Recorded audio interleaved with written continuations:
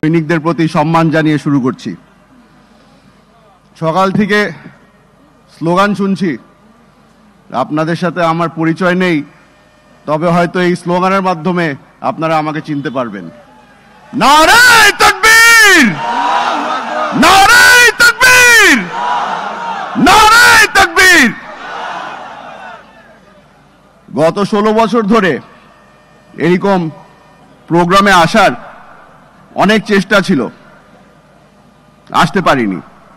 গত বছর এই অনুষ্ঠানেই আমরা যখন সিদ্ধান্ত নেই আয়োজন করব, লুকিয়ে লুকিয়ে প্রোগ্রাম করতে হয়েছে।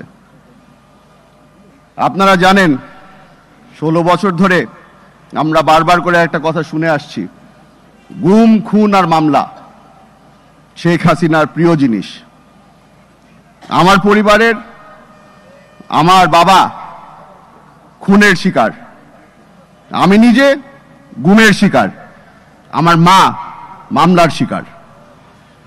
হয়তো এখানে অনেকেই আছেন আপনারা যাদের পারিবারিক অবস্থা প্রায় একই। আপনাদের সকলকে ধন্যবাদ জানাতে চাই, আপনারা আমাদের পাশে দাঁড়িয়েছিলেন। আমার মতো যেই পরিবারগুলার প্রায় ধ্বংস হয়ে যাওয়ার পর্যায়ে চলে এসেছিল, আপনারা সাহায্য করেছেন, পাশে দাঁড়িয়েছেন, আশ্রয় দিয়েছেন। আপনাদের কারণে আজকে আমরা এই মঞ্চে দাঁড়াতে পেরেছি। হয়তো আপনাদের সামনে যে কথাটা বলতে যাচ্ছি আপনারা অনেকবার শুনেছেন, স্বজন হারানোর ব্যথা আমার থেকে বেশি আর কে বোঝে। শেখ হাসিনার প্রিয় ডায়লগ সপ্তাহে 2 বার করে শুনতে হতো, নাটকের চোখের পানি দেখতে হতো। চেষ্টা করতো উনি বাংলাদেশের মানুষকে নরম করার, তবে আমরা এই নাটক অনেকবার দেখেছি, চিনে ফেলেছি তাকে। বাস্তবতা হচ্ছে টিভির পর্দায় এসে সে এই নাটক করত, ঘরে গিয়ে ঠান্ডা মাথায় মানুষজনকে গুম, খুন এই আদেশগুলা সে ঘরে বসে দিত।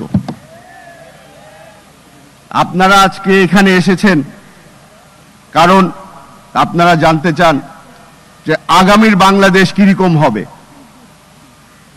আগামীর বাংলাদেশে আমরা যা দেখতে পাচ্ছি, সামনে কিছু বিপদ আছে। আমাদের পাশের দেশ আপনারা দেখেছেন বারবার করে বলে অবৈধভাবে কিছু বাংলাদেশিরা ভারতে ঢুকে পড়েছে, তাদেরকে ভারত থেকে বের করে দিতে হবে। ক্ষমা করে দিবেন, তবে আমি তাদের সাথে একমত। অবৈধভাবে আওয়ামী লীগের নেতারা বর্তমানে ভারতে আছে, তাদেরকে তাড়াতাড়ি বের করে দিলেই ভালো। আমরাও চাই তারা বাংলাদেশে ফিরে আসুক। তাদেরকে কাঠগড়ায় না দাঁড়ানো পর্যন্ত আমার বাবার আত্মা শান্তি পাবে না।